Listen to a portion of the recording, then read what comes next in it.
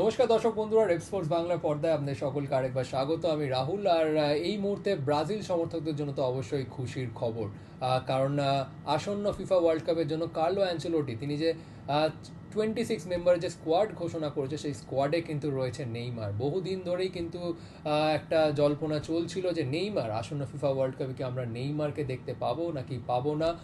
আবার শেষমেশ এই জল্পনার অবসান, আসন্ন ফিফা ওয়ার্ল্ড কাপে রোনাল্ডো মেসির পাশাপাশি আমরা দেখতে চলেছি নেইমারকেও। এটা কিন্তু নেইমারের চতুর্থ ওয়ার্ল্ড কাপ হবে এবং খুব সম্ভবত তার শেষ ওয়ার্ল্ড কাপ। যদিও তার বয়স 34, কিন্তু ফিটনেস কনসার্ন, ফিটনেস তো বারবারই ভুগিয়েছে নেইমারকে, চোট আঘাত বারবারই ভুগিয়েছে তার গোটা ক্যারিয়ার জুড়ে। So most likely his last world cup. কিন্তু যেই নেইমারকে 2 থেকে 3 মাস আগেও ধরা হচ্ছিল যে তাকে এবারের ওয়ার্ল্ড কাপে হয়তো দেখা যাবে না, তো সেখান থেকে তাকে এই ব্রাজিলের ফ্লাইটে করে ওয়ার্ল্ড কাপে যেতে দেখা তো অবশ্যই নেইমার ফ্যান্সের জন্য তো খুশির খবর বটেই। কিন্তু এই যে ইনক্লুশন, এই ইনক্লুশনের পরও কিন্তু বেশ কয়েকটা কন্ট্রোভার্সিস থেকে যাচ্ছে এবং বেশ কয়েকটা প্রশ্ন উঠছে। প্রথমত, নেইমার ইনক্লুড করায় বাদ গেল জো পেড্রো। জো পেড্রো কি আদৌ ডিজার্ভ করে এই এক্সক্লুশনটা? কারণ জো পেড্রো যদি ফর্ম দেখেন রিসেন্ট প্রিমিয়ার লিগে, তিনি one of the consistent forward in the premier league, এবং যেটা one of the toughest league in the world. কারণ পেড্রো কিন্তু 14টা গোল করেছে এবং 6টি অ্যাসিস্ট রয়েছে তার নামে। এবং এই পেড্রোই কিন্তু ব্রাজিলের স্কোয়াডে কয়েক মাস আগেও ছিল, যখন ব্রাজিল ফ্রেন্ডলিগুলো খেলছিল, যখন ব্রাজিল ফিফা ওয়ার্ল্ড কাপ কোয়ালিফায়ার্সগুলো খেলছিল। সেখান থেকে পেড্রোর বাদ যাওয়াটা তো একটু হলেও অবাক করেছে ফুটবল মহলকে। কিন্তু নেইমারকে যে ইনক্লুড করা হলো, এটা কেন করলেন অ্যাকচুয়ালি অ্যানসেলোটি?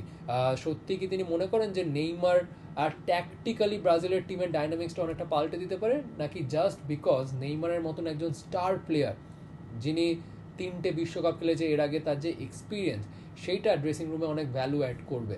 আমার তো মনে হয় দ্বিতীয়টা। কারণ ব্রাজিলের ড্রেসিং রুম যদি দেখেন, এনরিকে, লুকাস প্যাকুয়েতা, এরকম প্রচুর ইয়ং প্লেয়ার রয়েছে।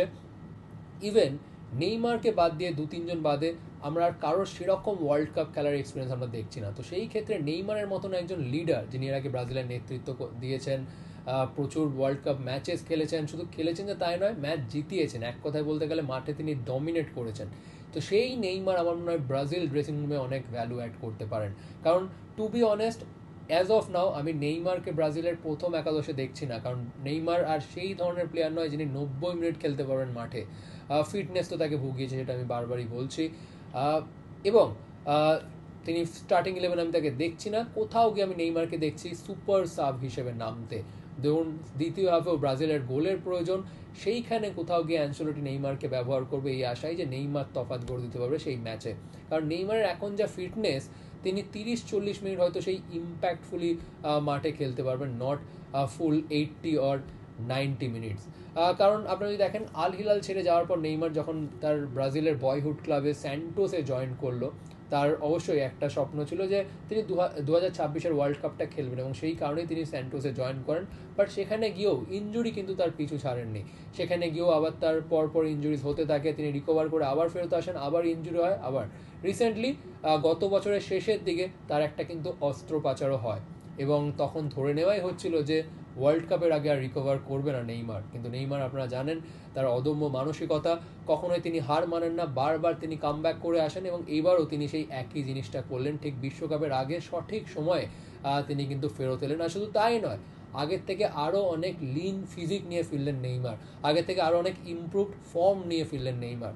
রিসেন্ট যদি কয়েকটা ম্যাচেস দেখেন স্যান্টোজের হয়ে, তার গোল রয়েছে, গোল কন্ট্রিবিউশন রয়েছে, অনেকটা বেটার টাচে দেখা যাচ্ছে কিন্তু নেইমারকে। কিন্তু তাই বলে কি ওয়ার্ল্ড কাপের মতন একটা মঞ্চে সেই লেভেলে কি আদৌ রয়েছে Neymar? I doubt. But Neymar অবশ্যই একজন তারকা, তো তারকাকে কখনোই ডাউট করতে নেই, তারা যে কোনো সময় নেমে কিন্তু ম্যাচের রং পাল্টে দিতে পারেন। নেইমারের বাদেও ব্রাজিলের স্কোয়াডে আরও অনেক কিন্তু ভালো ভালো মানের প্লেয়ার রয়েছে, এবং এক কথায় বেশ ব্যালেন্স স্কোয়াডই লাগছে ব্রাজিলের। রাফিনা, ভিনিসিয়াসের মতন প্লেয়াররা রয়েছেন, ম্যাথিউস কুনার মতন প্লেয়াররা রয়েছেন, যিনি ম্যানচেস্টার ইউনাইটেড হয়ে ধারাবাহিক ফর্মে রয়েছেন, এনরিকে রয়েছে, এবং সাব হিসেবে গ্যাব্রিয়েল মার্টিনেলিও নামতে পারে। মাঝমাঠে যদি দেখেন, ব্রুনো গিমারেজ, দেন লুকাস পাকুয়েতা, গ্যাব্রিয়েল রয়েছে ডিফেন্সে, গোলে এডারসন এবং অ্যালিসন দুজনেই কিন্তু রয়েছে। তো বেশ একটা কম্পিটিটিভ স্কোয়াড কিন্তু ঘোষণা করেছে। এবং আরও একটা অবাক করেছে, সেটা হচ্ছে ফ্যাবিনো, যেই ফ্যাবিনো সৌদি লিগে খেলে, সেই ফ্যাবিনোকেও কিন্তু ইনক্লুড করেছেন অ্যানসেলোটি।